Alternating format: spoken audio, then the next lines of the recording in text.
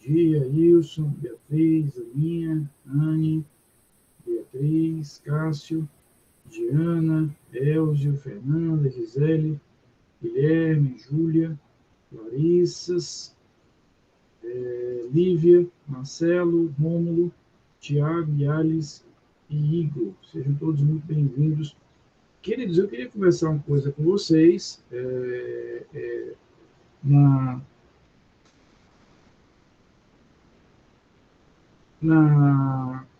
Eu pretendo concluir a nossa matéria na próxima semana, né? No final da próxima semana, nós concluiríamos a nossa matéria. Depois, nós vamos hoje concluir a apelação. Na quinta-feira, depois de amanhã, nós vamos falar de recurso especial e extraordinário. E na semana que vem, as duas aulas serão dedicadas ao habeas corpus, mandado de segurança e revisão criminal. E aí, no dia 23 de novembro, nós vamos fazer uma revisão, uma aula de revisão. Qual é a minha ideia? Depois disso, já que a nossa prova é só no dia 7 de dezembro, eu os liberaria para que vocês usassem esses horários reservados para a aula para estudarem para a prova. Tá? O que vocês acham dessa ideia? É algo que eu quero resolver junto com vocês. Ou seja, a nossa matéria será concluída na próxima semana. No dia 23, nós faríamos uma revisão e, depois disso, vocês estariam liberados, né, com o compromisso de usarem aí esse espaço de aula para estudarem para a prova aí, que será do dia 7 ao dia 9. Né? Nós tivemos um semestre muito tranquilo, praticamente com um feriado. Começamos lá no comecinho de agosto, já vamos concluindo a matéria, então eu acho que seria uma ideia para ajudá-los e vocês terem essa possibilidade de se concentrar aí no estudo para a prova, tá bom? Tem alguma objeção? Podemos combinar assim? Mais à frente eu compartilho de novo lá no nosso grupo de WhatsApp, tá? Queridos, deixa eu só compartilhar aqui a minha tela, como eu falei na quinta-feira. Hoje nós vamos estudar especificamente a apelação no júri. Nosso objetivo hoje é conversar sobre a apelação no júri. Lembrando que quando a gente fala de júri, nós estamos falando de um juízo de primeiro grau. Eu estou ainda aqui falando de um juízo de primeiro grau, mas que é composto por juízes distintos, né? Eu tenho os 7 jurados que decidem sobre as questões relativas especificamente ao veredito em si. Esses 7 jurados, eles vão decidir sobre a acusação ser procedente ou não. Então, a função dos jurados é a condenação ou a absolvição. É isso que, efetivamente, os jurados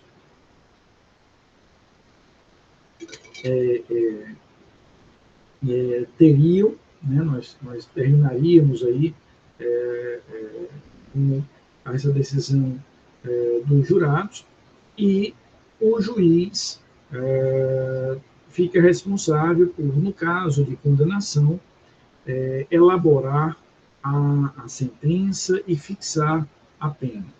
Então, veja, os jurados, né, a gente não pode esquecer, dotados de soberania, eles são responsáveis pelo veredito, né, significa dizer condenar ou absolver,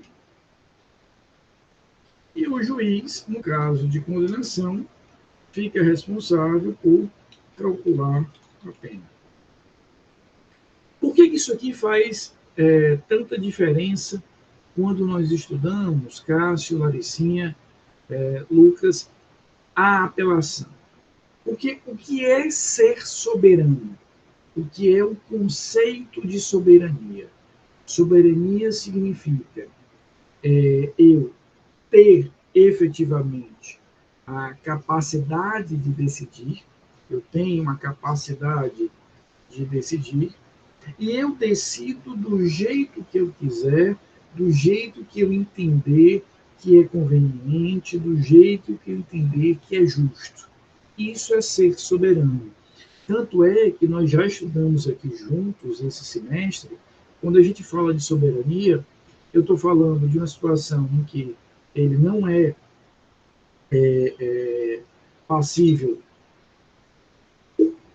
de vincular a decisão dele à prova. Nós vimos que a decisão dos jurados é uma decisão que eu não sei como ele tomou essa decisão, uma decisão sigilosa, ou seja, ele decide com base no seu sentimento íntimo, próprio, de justiça. Então, a gente vai perceber, dentro desse contexto, a estrutura da possibilidade concreta e efetiva de termos essa perspectiva. Então, estamos definindo, né, esse poder do jurado a partir da sua soberania. Isso vai produzir um efeito prático muito importante. Da leitura rápida aqui do inciso terceiro, depois a gente vai aprofundar cada um dos incisos, cada uma das alíneas, veja o que diz o inciso terceiro.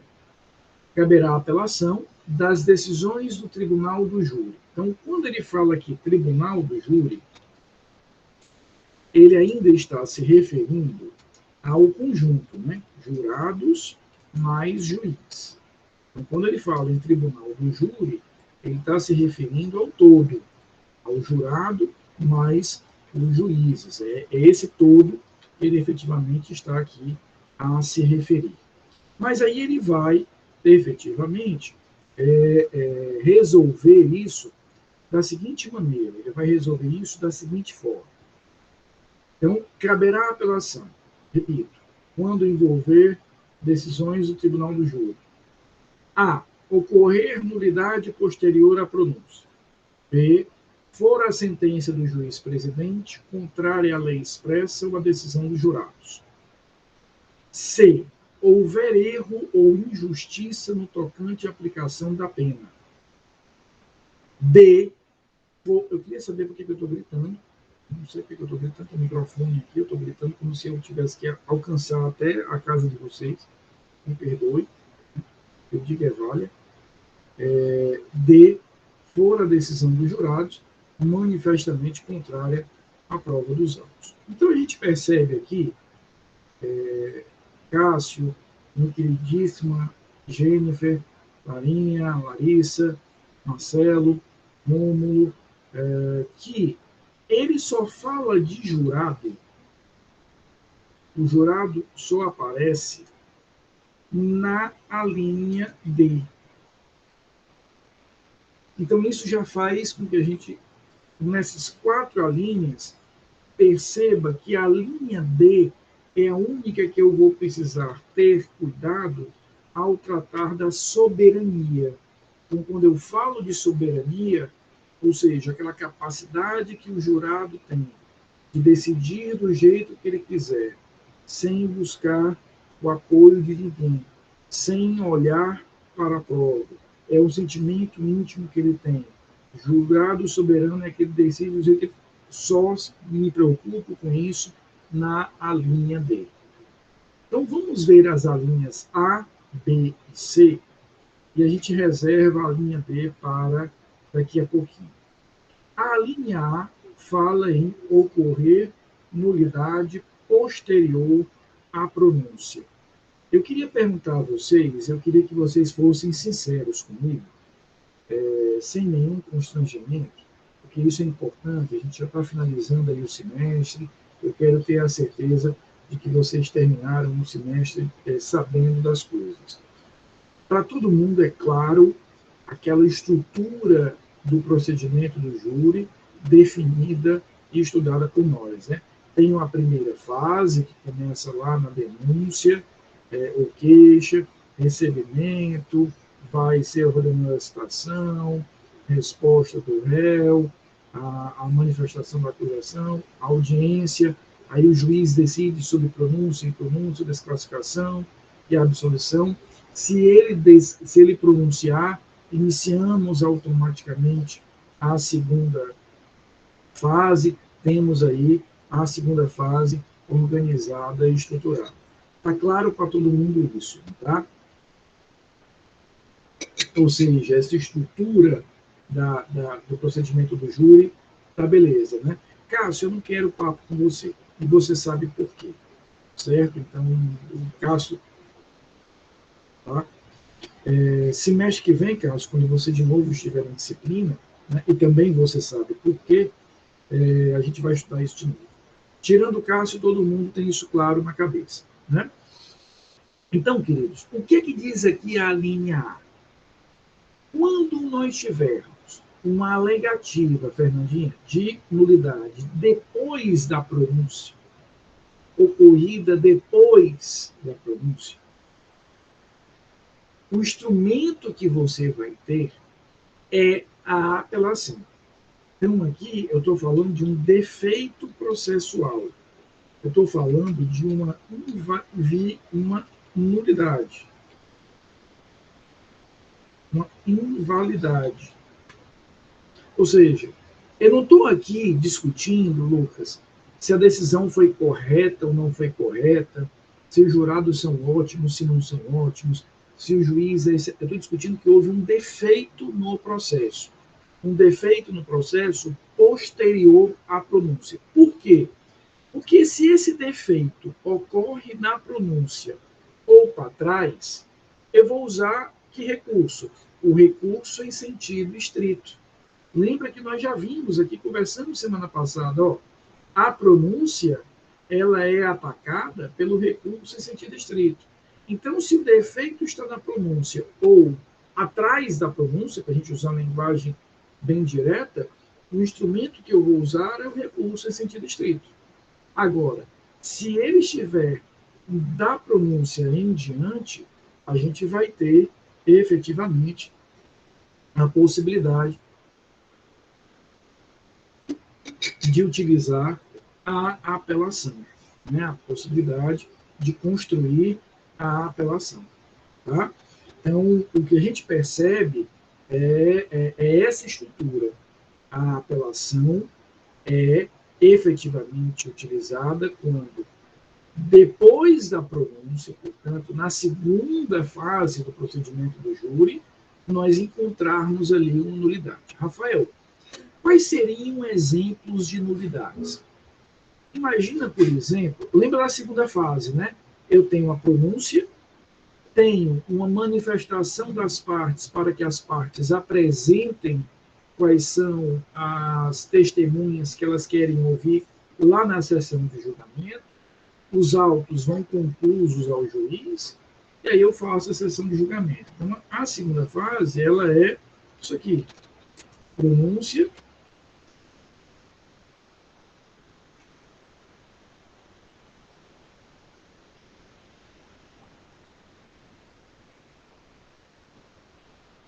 a manifestação das partes, com a indicação das testemunhas,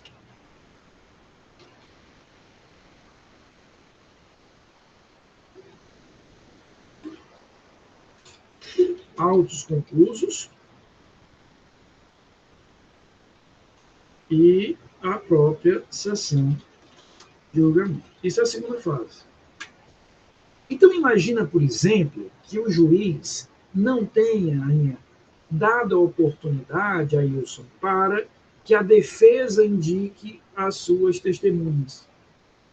Ou imagina, isso já aconteceu comigo 1000 anos atrás, quando eu era estagiário da defensoria e eu atuava no júri, que nós apresentamos uma tese de defesa durante a sessão de julgamento, nós apresentamos, Tainara, uma tese de defesa, e o juiz, Marina, disse o seguinte: não vou quesitar.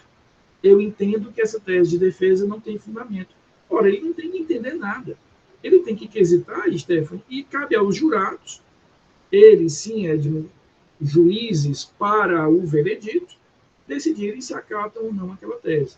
No momento em que o juiz se recusou a quesitar, ele estava limitando a ampla defesa, ele estava maculando a ampla defesa, e aí nós tínhamos uma nulidade. Fomos ao tribunal alegando a linha A, e aí o tribunal vai, nesse caso, deu o provimento. Então veja que a linha A, ela é uma linha que contém uma discussão meramente processual, de defeito processual. Qual é o pedido que eu vou fazer na linha A? Eu vou pedir um novo julgamento. Então, veja, ocorreu uma nulidade, eu não tive a oportunidade de indicar as minhas testemunhas, ou o juiz não quesitou uma tese minha, ou houve uma contradição entre, gostaram aqui da contradição? Houve uma contradição entre os jurados que não souberam responder os quesitos.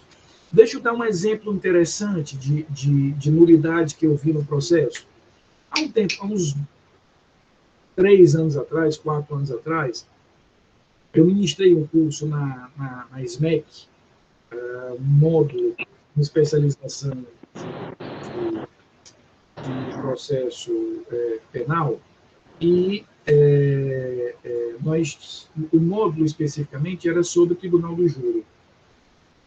E uma juíza, que foi minha aluna lá nessa especialização, me contou uma história que eu achei muito interessante. Ela disse o seguinte: Rafael, eu tive que mudar a forma que eu apresentava os quesitos lá na comarca do interior onde eu era juíza, porque da forma que eu estava explicando os quesitos para os jurados, sem querer, eu acabei cometendo uma nulidade, porque eu acabei influenciando os jurados. Tanto é que a defesa, em 2 casos, recorreu ao tribunal e o tribunal deu provimento à apelação com base na linha A, determinando um novo julgamento. O tribunal reconheceu a nulidade, né?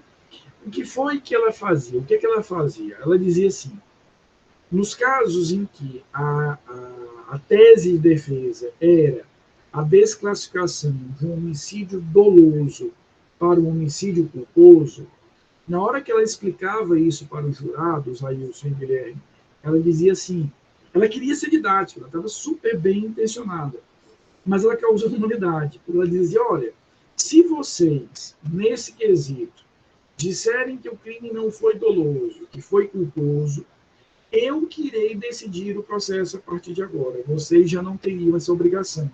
Está correto, porque se os jurados desclassificam, cabe ao juiz decidir realmente o resto.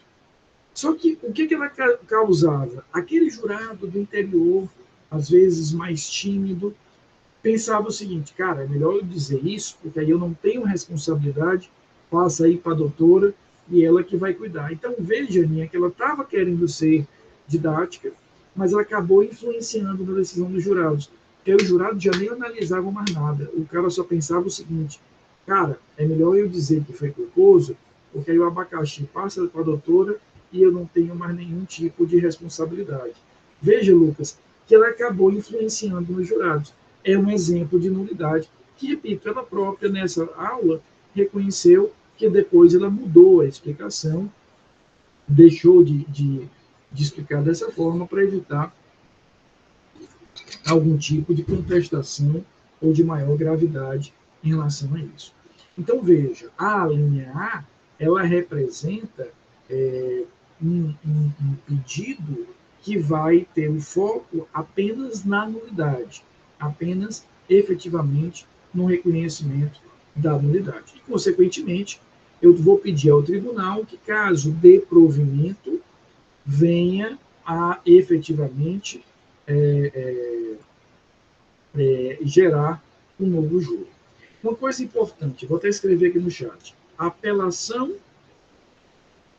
no júri, portanto, essa apelação aqui do inciso 3º, ela possui 2 características específicas. Ela é um recurso de motivação vinculada e possui efeito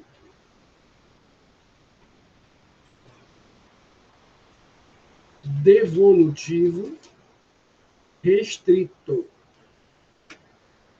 Então, a apelação no júri, essa apelação do inciso 3º, tem duas características importantes. Primeiro, ela é um recurso de motivação vinculada. O que significa isso? Para que eu apele, para que eu apresente a apelação, eu não vou ter a possibilidade de apelar apenas dizendo que eu fui sucumbente. Lembra daquela classificação que nós já estudamos aqui. Recurso de motivação livre, recurso de motivação vinculada. O recurso de motivação livre é aquele que eu recorro e o móvel do meu recurso, o que garante o interesse do meu recurso, é só ter perdido, só ser sucumbente. Aqui no júri, não. Fora a sucumbência, eu tenho que ter efetivamente mais alguma coisa. Por exemplo, eu tenho que provar uma nulidade, eu tenho que provar que os jurados erraram. Então, não adianta eu chegar no tribunal dizendo o seguinte: olha, não gostei da decisão, quero que a decisão efetivamente seja revista. Não é só isso. Eu preciso provar um elemento a mais. E, além do mais, anotem isso, por favor, Lucas, Cássio, vai ser útil para você no próximo semestre, Cássio, Ailson, Fernandinho. O efeito devolutivo é restrito. Ou seja, quando eu apelo, meu queridíssimo Cássio, eu estou discutindo só aquilo ali. Eu estou devolvendo ao tribunal, de forma restrita, só aquilo.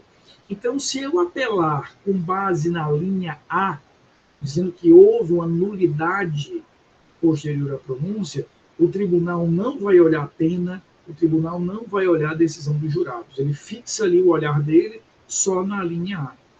Minha queridíssima Jennifer, quando você for advogada criminal e for apelar com base na linha B, você está dizendo, exatamente, Cássio, vai ser bem útil, você está dizendo que, efetivamente, nós vamos ter a perspectiva concreta de gerarmos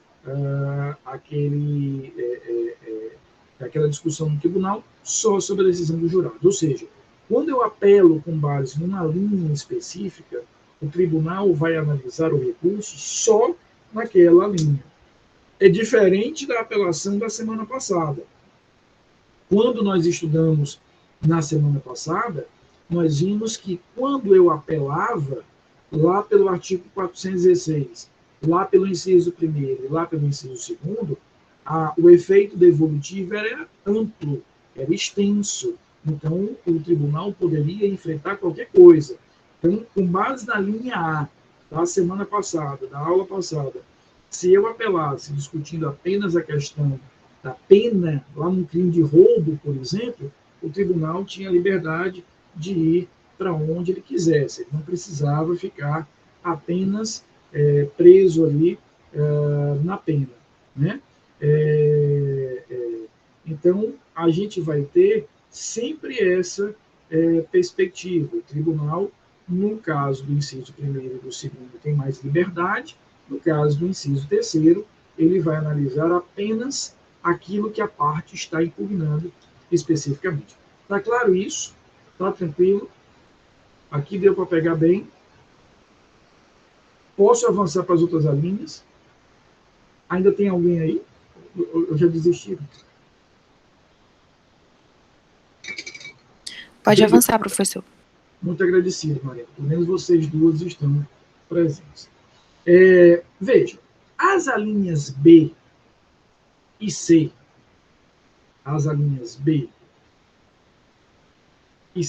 elas têm uma característica importante. Elas dizem respeito a decisões do juiz. Logo, não tratam de soberania. Então, veja só, Lucas, as alíneas B e C, elas estão impugnando uma parte da decisão que não envolve os jurados, que nada tem a ver com soberania. elas estão impugnando uma parte da decisão que diz respeito apenas e tão somente ao juiz. Portanto, como não envolve soberania, não tem nada a ver sobre o que os jurados decidiram, o pedido aqui nas alíneas B e C é um pedido de reforma da decisão pelo tribunal. Então, quando eu apresento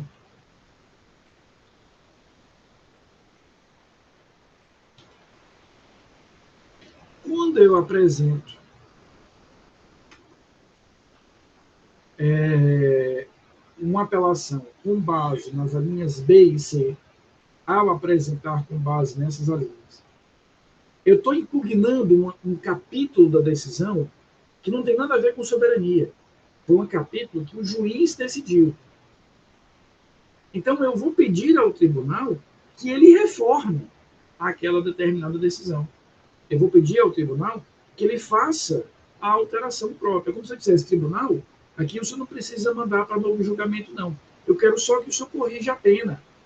Eu quero só que o senhor corrija esse defeito que o juiz gerou. E o senhor resolve a minha vida. Então, o pedido da apelação nas alíneas B e C é um pedido de mudança pelo tribunal daquela decisão. Então, veja o que diz aqui a linha B. For a sentença do juiz presidente contrária à lei expressa ou à decisão dos jurados. Ou seja, o juiz aqui fez algo que ele não poderia fazer. Imagina, por exemplo, Guilherme, que a acusação, Marina, eram de 3 qualificadoras. Motivo torpe, meio que dificultou a defesa da vítima e meio cruel. Os jurados acataram a qualificadora do meio cruel e do meio que dificultou a defesa da vítima, mas rejeitaram o motivo torpe. Então, os jurados, que são soberanos, que decidem no processo, disseram: não vejo motivo torpe. Rejeitaram o quesito sobre o motivo torpe. Tudo bem, eles são soberanos. Quando o juiz foi calcular a pena, ele deveria levar em conta o quê? Só as 2 qualificadoras que os jurados acataram.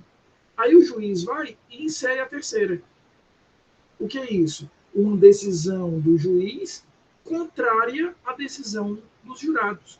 Os jurados excluíram a qualificadora e o juiz contabilizou aquela qualificadora na quantificação da pena. O que o tribunal deve fazer? Ele simplesmente recalcula a pena, retirando aquela qualificadora. Ele não precisa mandar para que os jurados de novo julguem. Por quê? Porque ficou muito claro que foi o que os jurados queriam.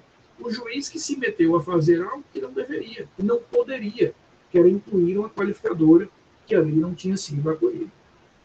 Então, o que é que o tribunal faz? Refaz aquela decisão, reparando o erro do juiz e encerra o assunto. Portanto, aqui, como eu estou impugnando só uma ação do juiz, o tribunal tem toda a liberdade para fazer a mudança da decisão. Na linha C, a mesma coisa. Veja que ele fala em erro ou injustiça na pena. Erro ou injustiça na pena. Ora, pena, nós já falamos várias vezes aqui em aulas passadas, eu lembrei agora no início da aula, pena é a atribuição do juiz. Pena é o juiz que define. Pena é o juiz que decide. Pena é isso. A pena é o juiz que está efetivamente decidindo. Isso a gente vai ter como pena. Diante disso, o que nós vamos ter é efetivamente a compreensão, né, de que se o que eu estou impugnando naquela decisão é, né, a forma que o juiz calculou a pena, o tribunal tem total capacidade de corrigir o defeito. Não tem nada a ver com jurado, aqui é a minha negativa, tem nada a ver com soberania. O tribunal pode perfeitamente rever e refazer aquela pena. Eu queria só diferenciar o que é erro de injustiça. O erro tem um caráter mais objetivo. O erro tem um caráter mais objetivo. A injustiça tem um caráter subjetivo. A injustiça tem um caráter mais subjetivo. Então, o erro é mais objetivo do que a injustiça. Então, por exemplo, o Código Penal, lá no artigo 14, parágrafo 1, diz que no caso de crime tentado, nós calculamos a pena como? É a pena do crime consumado diminuído de 1 a 2/3. Então, o Código Penal, de forma expressa, diz como é que eu calculo a pena do crime tentado. Eu calculo como se o crime tivesse se consumado, terminei de calcular, aí eu reduzo de 1 a 2/3. Com aquela regrinha, né? Quanto mais perto chegou da consumação, menos eu reduzo. Mas veja que de forma expressa, Guilherme, Cássio, Marina, ele define quais são os limites de 1 a 2/3. Se os jurados condenaram o réu por homicídio tentado, e na hora de aplicar a pena, o juiz reduz a pena apenas em 1/6, o juiz está cometendo um erro, porque havia balizas objetivas na lei e o juiz não observou. Então, quando o juiz quebra uma regra positivada na lei sobre o cálculo da pena, ele está cometendo um erro na pena. É objetivo o defeito. O defeito da injustiça é um defeito subjetivo. Imagina, por exemplo, que o juiz, em uma das qualificadoras ou em uma majorante, ele aumentou de forma completamente desproporcional, desarrazoada. Ele fixou uma pena base em 8 anos e por uma qualificadora aumentou em 15 anos. Veja, a lei, o Código Penal, nem nenhuma outra lei penal, define quanto é que cada agravante vai pesar, quanto é que cada qualificadora vai pesar. Cabe ao juiz, dentro de alguns parâmetros que a jurisprudência sinaliza, normalmente cada qualificadora pesaria 1/6. Vocês viram tudo isso lá em Penal 1. Podem revisar, vocês já viram tudo isso em Penal 1. Mas imagina que o juiz extrapolou, foi além, de forma desproporcional, desarrazoada, irracional. Isso é uma injustiça, porque, de fato, o Código não definia objetivamente quanto é que valeria o aumento de cada pena, mas o juiz errou a mão. Veja, o erro e a injustiça estão no mesmo inciso, na mesma linha. O tribunal vai poder reparar do mesmo jeito. Não há aqui nenhum problema em relação a isso. Ele vai reparar da mesma forma essas estruturas. Tá? Mas, o que é importante? A linha B e a linha C, o pedido que eu faço ao tribunal é efetivamente de reforma da decisão. Ele não precisa anular nada, ele não precisa devolver para que os jurados decidam, ele simplesmente reforma a decisão e encerra o assunto. Já na linha B, é diferente. Aqui eu estou falando de decisão dos jurados. Portanto, estou falando da fração da decisão caracterizada pela soberania. Estou falando da fração da decisão caracterizada pela soberania. E aí a soberania que importa necessariamente na existência, esta soberania, de um cuidado adicional. Por quê? Porque o meu recurso, a minha apelação, está discutindo que há um defeito naquela decisão, na parte da decisão que os jurados tomaram. E os jurados são soberanos. O que significa dizer? Que só quem modifica a decisão dos jurados são novos jurados. Então, o pedido que eu faço aqui é o pedido de novo julgamento. Então, eu vou dizer o seguinte: olha, tribunal, nesse caso, houve um erro dos jurados. Os jurados são soberanos, eu sei que eles decidem do jeito que eles quiserem, etc, etc, etc, mas houve um erro. Diante desse erro, como eles são soberanos, anule aquela decisão e mande que o réu seja julgado novamente.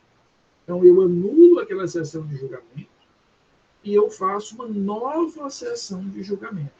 Claro que os jurados que atuarão nesse segundo julgamento são outras pessoas. Os que atuaram na mesma sessão estão impedidos. Mas cuidado com uma questão. Veja o que diz aqui a linha D. For a decisão dos jurados manifestamente contrária à prova dos autos. Manifestamente contrária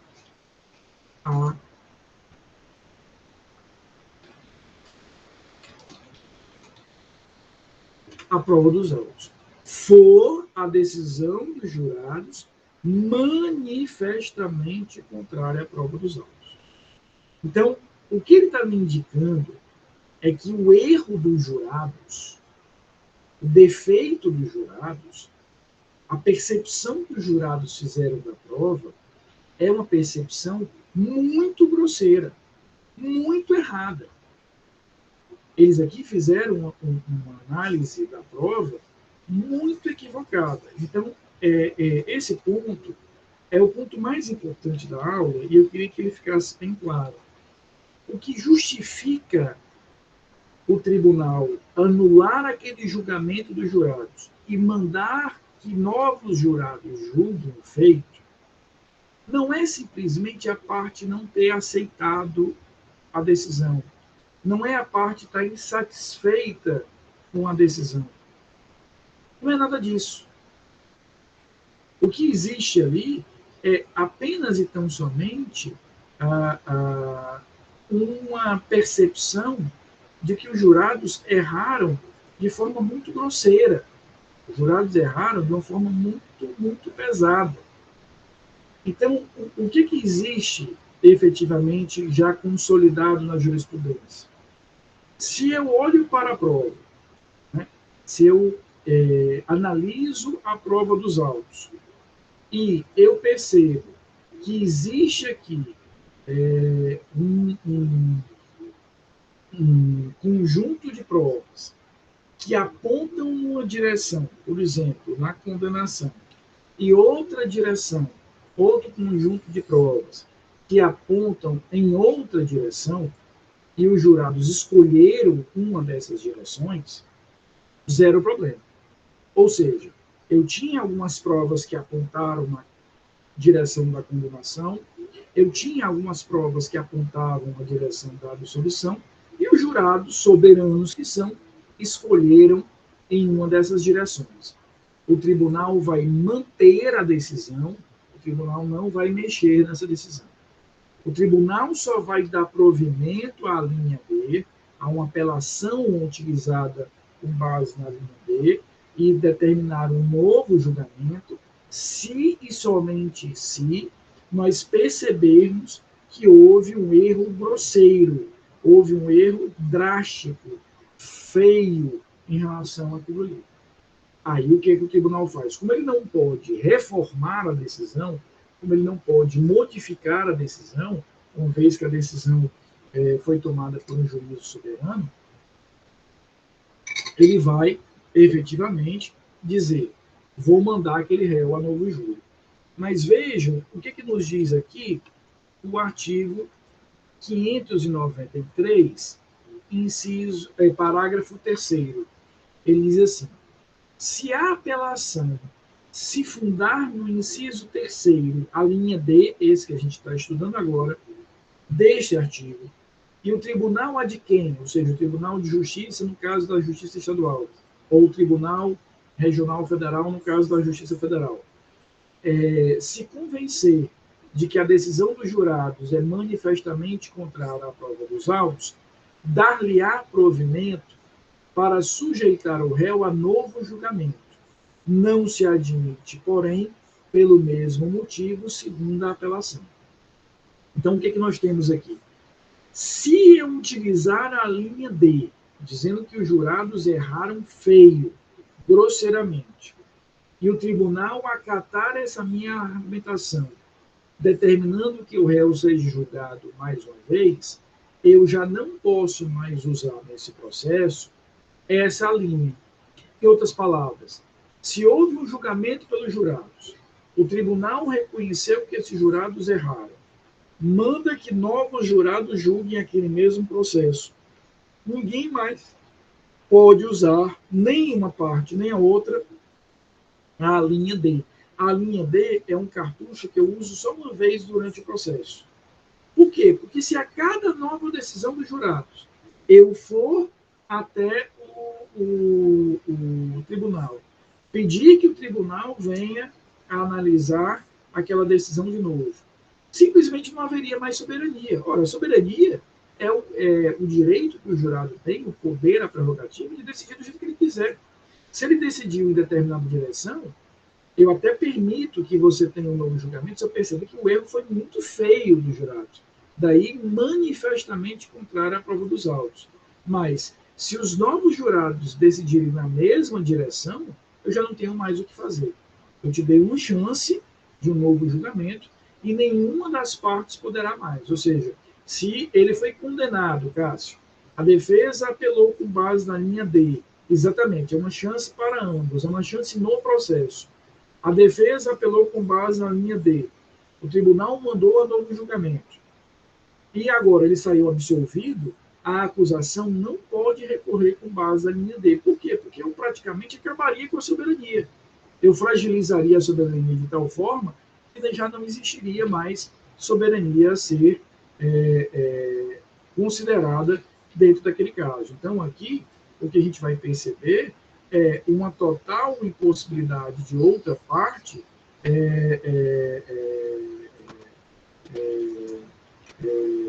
de apresentar o recurso. Portanto, a linha D, essa que contesta efetivamente, vai, né, ser utilizada, contesta a decisão dos jurados, vai ser utilizada uma única vez no processo. Uma única vez no processo. Se foi a acusação que usou, teve êxito, foi a novo júri, ela já queimou o cartucho do processo como um todo. Nem ela, nem a defesa podem novamente apresentar aquele recurso. Então, resumindo tudo que nós vimos hoje, as alíneas A, as alíneas D, podem gerar novos julgamentos, podem gerar o fato do réu ser julgado mais uma vez. A linha A está discutindo efetivamente uma estrutura baseada em defeito de processo. A linha B está discutindo uma estrutura exclusivamente baseada em uma falha dos jurados, com a diferença que a linha D só vai ser utilizada uma vez no processo. A linha A, como fala em defeitos do processo, como fala em nulidades, pode ser utilizada várias vezes no processo. E a linha B e C, como dizem respeito a uma decisão do juiz, uma decisão exclusiva do juiz, aí ela já não precisa mais de devolver a matéria ao tribunal do júri, porque como quem errou foi o juiz, basta que eu efetivamente tenha ali o juiz sendo corrigido pelo tribunal. Então, pedido da linha A, pedido da linha D, no julgamento. Pedidos das alíneas B e C, né, o tribunal vai reformar. Lembrando que, se eu apelei com base naquela linha, o tribunal vai analisar só aquilo ali. Se eu estou discutindo o cálculo da pena pelo juiz, eu vou discutir só aquilo, o tribunal vai analisar só aquilo. Dúvidas sobre tudo isso que nós vimos, e aqui a gente conclui o estudo da apelação. Na próxima quinta-feira, nós vamos ver a aplicação do recurso especial extraordinário no processo penal. Né? A gente vai fazer um recorte, porque são recursos lá do processo constitucional, a gente vai fazer um recorte para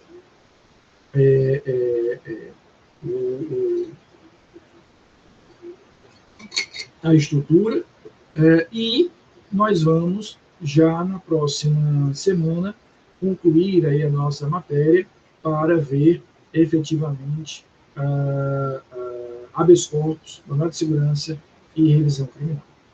Tá bom? Queridos, eu não vou fazer chamada hoje, eu vou fazer só na quinta-feira. Guilherme, pode perguntar, querido, fique à vontade.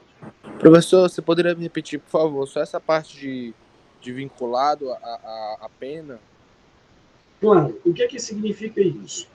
O efeito devolutivo neste recurso de apelação do inciso 3º, Guilherme, é um efeito devolutivo restrito. O que é que significa isso?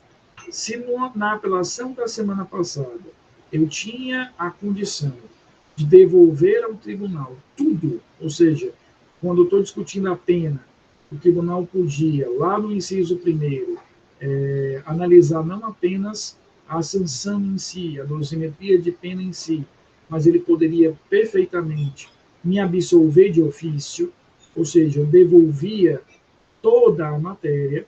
Aqui não. Aqui eu estou devolvendo ao tribunal, aplica-se aquele princípio do tantum devolutum quanto apelatum. Aqui eu estou devolvendo ao tribunal apenas aquele ponto específico que eu estou impugnando. Ou seja, se na minha apelação eu estou dizendo, olha, o juiz errou, o juiz calculou mal a pena, o tribunal não vai olhar para a decisão dos jurados, o tribunal não vai olhar para nulidades, o tribunal vai olhar apenas e tão somente se o juiz calculou corretamente a pena. Então, quando eu apelo com base em uma dessas alíneas, eu vinculo o tribunal a que ele analise só aquilo ali, só efetivamente aquela determinada matéria. Para respeitar a soberania, né, professor? Exatamente. Então, ele tem essa percepção diferente, porque eu recorri discutindo aquilo, o tribunal olha só para aquilo, já não olha mais para nada além disso. Queridos, um bom resto de dia para vocês, fiquem bem, daqui a pouquinho eu já vou subir essa aula lá no AVA, nos encontramos na próxima quinta-feira, tá bom? Um beijo grande, já estamos aí pertinho do final do semestre, e já